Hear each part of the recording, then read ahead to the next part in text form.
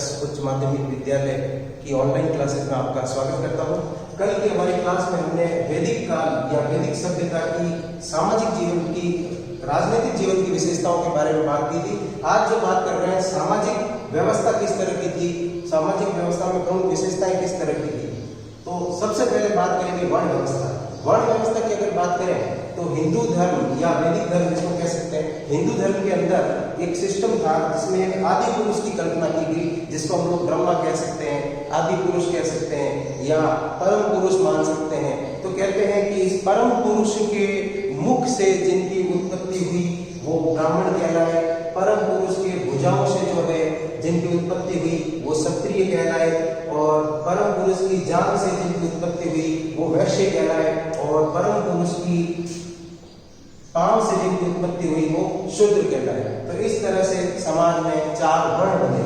लेकिन अब इन वर्ण में भी खासियत ये थी कि ये जितने भी वर्ण थे, जैसे ये चार वर्ण, तो इसमें ये खासियत थी कि जो व्यक्ति जैसा काम करता था उसके अनुसार उसका वर्ण रहता था। कहने का मतलब है कि ये जो व्यवस्था थी, वर्ण व्यवस्था, ये कर्म प्रधान थी, न कि जन्म प्रधान। ये कर्म पर आधारित व्यवस्था थी। व्यक्ति जैसा काम करेगा वैसा ही उसका वर्ण होगा। जैसे मान लीजिए किसी व्यक्ति के जो पिता है वो ब्राह्मण वर्ण में है और उनका जो बेटा है वो अगर क्षत्रिय वर्ण की तरह कार्य करता है, यानी प्रशासन की देखभाल करता है, प्रशासनिक कार्यों में रहता है, सैनिक बन जाता है, तो ऐसी स्थिति में वो क्षत्रिय वर्ण का कहलाएगा।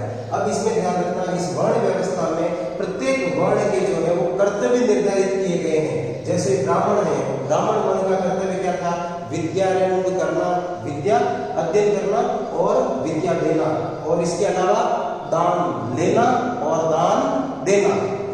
फिर अगर बात करें क्षत्रिय की, तो क्षत्रियों के लिए जो है ये सैन्य कार्य जैसे कि सैनिक वगैरह गतिविधियां, प्रशासनिक कार्यों में सहयोग राजा वगैरह हमेशा ज्यादातर क्षत्रिय वर्ण से बनते थे। फिर अगर बात करें, अच्छा, दान देना ये भी कार्य था।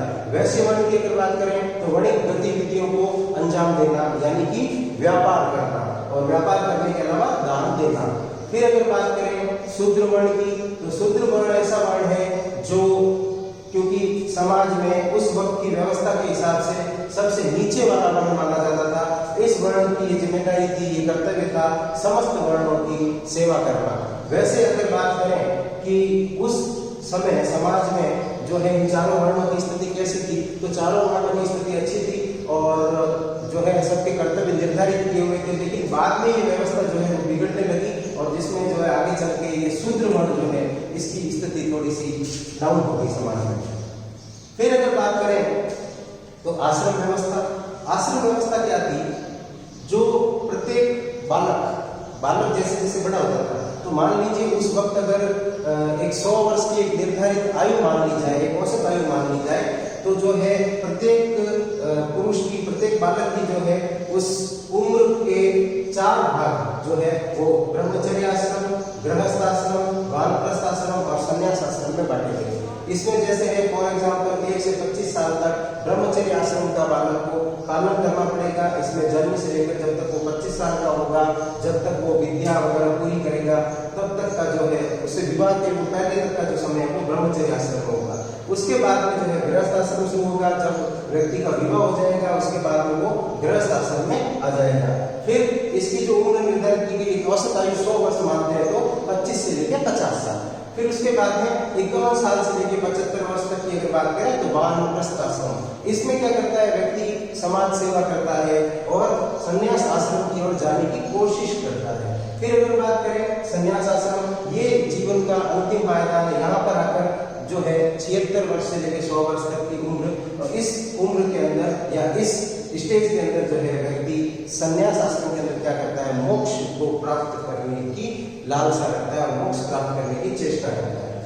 अब संस्कारों की बात करते हैं। वैसे अलग अलग शास्त्रों के अंदर अलग अलग संस्कारों की संख्या बताई गई है, लेकिन फिर भी जो है संस्कारों की जो संख्या है वो 16 मानी जाती है वर्तमान में। और ये जो 16 संस्कार हैं वो कौन कौन से हैं? गर्भाधान संस्कार, पुंसवन संस्कार, सीमंतोन्नयन संस्कार, जात कर्म संस्कार, नामकरण संस्कार, निष्क्रमण संस्कार, अन्नप्राशन संस्कार, चूड़ा कर्म संस्कार, कर्ण वेद संस्कार, विद्यारंभ संस्कार, उपनयन संस्कार, वेदारंभ संस्कार, केशांत संस्कार, समावर्तन संस्कार, विवाह संस्कार और अंत्येष्टि। ये अंत्येष्टि जो है सबसे अंतिम संस्कार है, सबसे लास्ट में है, इसीलिए इसको अंतिम संस्कार भी बोलते हैं। अब इसमें देखिए ये जो गर्भाधान संस्कार है, इसकी खासियत ये है, गर्भाधान संस्कार बच्चे के, जातक के गर्भ में आने से पहले ही जो है हो जाता है। इसमें जब दंपति ये चाहते हैं कि हमारे संतान हो, तो उस स्थिति के अंदर वो क्या करते हैं, संतान प्राप्ति से पूर्व गर्भाधान संस्कार करते हैं और उसके उपरांत जो है बच्चे के जन्म की प्रक्रिया होती है। ये जो पुंसवन और सीमंतोन्नयन, कहने का मतलब है गर्भाधान, पुंसवन और सीमंतोन्नयन, ये तीन संस्कार ऐसे हैं जो जातक के जन्म होने से पहले, इस दुनिया में आने से पहले जो है संपादित किए जाते हैं। बाकी ये क्रम संख्या 4 से लेकर 16 तक के जितने भी संस्कार हैं वो सब के सब जो है जन्म लेने के बाद में संपादित किए जाते हैं। अब बात करते हैं पुरुषार्थ की। तो पुरुषार्थ क्या है, कर्म योग्य कार्य ही पुरुषार्थ है। पुरुषार्थ से क्या करता है, व्यक्ति अपने जीवन में उच्च लक्ष्यों की प्राप्ति करता है। पुरुषार्थ कौन कौन से हैं, धर्म, अर्थ, काम, मोक्ष, ये 4 तरह के पुरुषार्थ माने गए हैं। अब इसमें धर्म को किससे जोड़ा गया है, सदाचार और आचरण से जोड़ा गया है।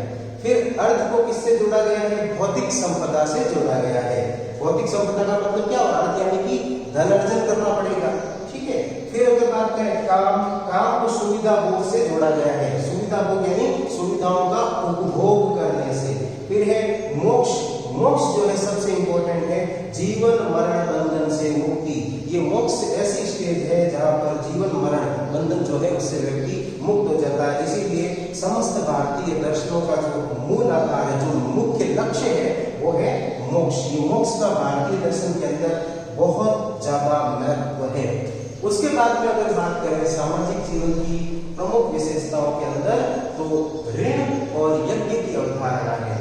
प्राचीन ऋषियों ने जो है वो 3 तरह के ऋण बताए हैं। ऋषि मुनियों ने ऐसा माना है कि प्रत्येक मनुष्य को जो है वो जन्म ले लेता है जो धरती पर, उस पर 3 तरह के ऋण हो जाते हैं, देव ऋण, ऋषि ऋण और पितृ ऋण। अब इन तीनों ऋणों से पूर्ण होना शब्द है पूर्ण। पूर्ण का मतलब क्या होता है, पूर्ण का मतलब होता है मुक्त होना। अब इन तीनों ऋणों से पूर्ण होना यानी तीनों ऋणों से मुक्त होना। मुक्त कैसे हो सकते हैं, तो सबसे पहले बात करें देव ऋण की। देव ऋण से मुक्त होने के लिए समस्त प्राणियों जैसे कीट पतंगे हो गए, पशु पक्षी हो गए, इनको भोजन करवाना और सूर्य चंद्र की स्तुति करना। और सूर्य चंद्र की स्तुति करने से क्या होगा, निरंतरता में योगदान होगा।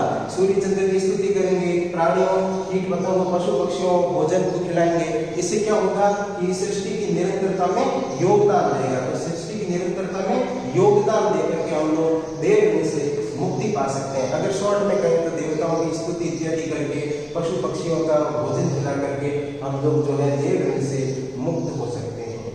फिर अगर बात करें ऋषि ऋण की, तो ऋषि ऋण में जो है ज्ञान और परंपरा का संवर्धन अगर कर दिया जाए तो ऋषि ऋण से मुक्त हो सकते हैं। ज्ञान और परंपरा का संवर्धन किस तरीके से करेंगे, जैसे हमने जो कुछ भी अपने गुरुजनों से सीखा है उसका अपने जीवन के अंदर हमने क्या किया है, पालन किया है, तो उन समस्त चीजों को हमारे आगे किसी और को सिखा देना। तो ये क्या हो जाएगा, ज्ञान और परंपरा का संवर्धन। तो ज्ञान और परंपरा का संवर्धन करने से ऋषि ऋण से मुक्ति हो जाएगी।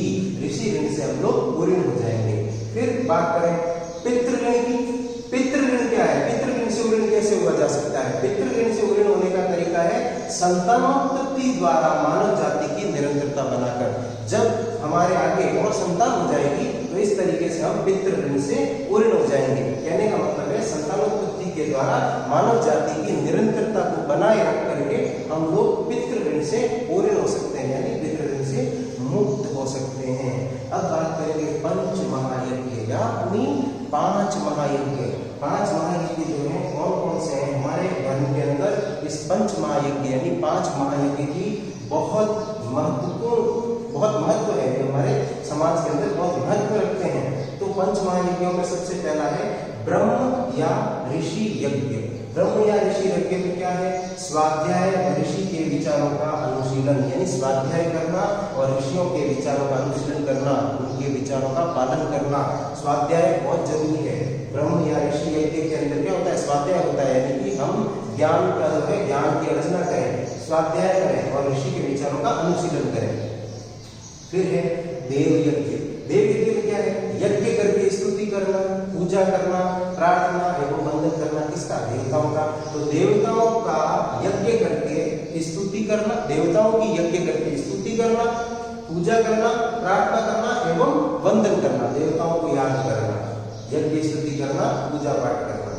फिर है पितृयज्ञ। पितृयज्ञ में क्या है? माता पिता की सेवा करना, गुरु आचार्य व वृद्ध जनों का सम्मान करना। तो पितृयज्ञ में क्या आएगा? माता पिता की सेवा, गुरु आचार्य और वृद्ध जनों का सम्मान। फिर अगर बात करें तो भूत यज्ञ। भूत यज्ञ में क्या है? विभिन्न प्राणियों, पशु पक्षी, गाय, कुत्ता, चींटी को भोजन करवाना और अतिथियों का सम्मान करना। ये क्या है? भूत यज्ञ में विभिन्न प्राणी, यानी जो भी प्राणी है, जीव जंतु, पशु पक्षी, जैसे उदाहरण के तौर पर गाय, कुत्ता, चींटी, इनको भोजन करवाना और जो अतिथि आते हैं अतिथियों का सम्मान करना। अब जैसे आज के जीवन में भी गाय, कुत्ते और चींटी के लिए जो है लोग अपनी तरफ से जितना हो पाता है उतना करते हैं, तो यह पशु पक्षियों के लिए करते हैं। तो इसका ये जो है भूत यज्ञ में जो है वो अपना योगदान दे रहे हैं। अच्छा, फिर अंत में नृयज्ञ। नृयज्ञ से मतलब क्या होता है? नृ का मतलब ऐसे होता है नृप से जुड़ा हुआ है, नृप का मतलब होता है राजा। नृयज्ञ का मतलब हो जाएगा कि संपूर्ण मानव मात्र के कल्याण हेतु कार्य करना। इसमें समस्त मानव जाति के कल्याण हेतु कार्य किया जाता है। अब अपन बात करते हैं परिवार व्यवस्था। परिवार कैसा हुआ करता था और स्त्रियों की स्थिति, इन दो टॉपिक पर बात करेंगे। परिवार कैसा हुआ करता था और स्त्रियों की स्थिति कैसी हुआ करती थी। हमने एक चीज सुनी है, वसुधैव कुटुंबकम। तो भारतीय समाज के अंदर वसुधैव कुटुंबकम यानी संपूर्ण धरती ही हमारा घर है, संपूर्ण विश्व ही हमारा घर है, इस बात पर, इस अवधारणा पर जोर दिया जाता था। और अगर बात करें वैदिक काल में, तो वैदिक काल में परिवार जो होता था ज्वाइंट फैमिली कंसेप्ट था। ज्वाइंट फैमिली कंसेप्ट का क्या मतलब हुआ? संयुक्त परिवार व्यवस्था थी, यानी कि मिलजुल कर रहना, संयुक्त परिवार में रहते थे। माता पिता, पति पत्नी, ये जो होती थी परिवार की मुख्य इकाई होती थी, ठीक है, और मिलजुल करके परिवार में रहा जाता था। फिर अगर बात करें स्त्रियों की स्थिति कैसी थी, तो स्त्रियों की स्थिति के बारे में आपने सुना होगा, यत्र नार्यस्ते पूज्यन्ते रमन्ते तत्र देवता। तो ये है ना, ये जो कंसेप्ट है ये सामाजिक व्यवस्था की मुख्य विशेषता का कंसेप्ट है, जो कि वैदिक काल से है। तो इस वैदिक काल के अंदर स्त्रियों का बहुत सम्मान हुआ करता था। पत्नी के रूप में स्त्री का बहुत महत्व होता था, माँ के रूप में स्त्री का बहुत महत्व होता था। कुल मिलाकर के स्त्रियों की स्थिति जो है सम्मानजनक थी। उस समाज की अगर बात करें तो उसमें ऋषियों के अलावा कई विदुषी महिलाओं का भी योगदान मिलता है, जो यज्ञ संपन्न करवाती थी, जैसे गायत्री है, अहिल्या है, लोपामुद्रा है, ऐसे कई सारी महिलाएं हैं जो यज्ञ भी संपन्न करवाती थी। तो बहुत विद्वान और विदुषी महिलाओं का भी बहुत योगदान होता था। उस समय महिलाओं की स्थिति बहुत अच्छी थी, उनका बहुत सम्मान था, परिवार में बहुत सम्मान था, आदर किया जाता था। और इसके अलावा पत्नी और माँ के रूप में ये प्रतिष्ठित होती थी, सम्मानित होती थी। आज का ये वैदिक काल की जो सामाजिक व्यवस्था का जो टॉपिक है वो अपने पूरा हुआ। नेक्स्ट अगले वीडियो।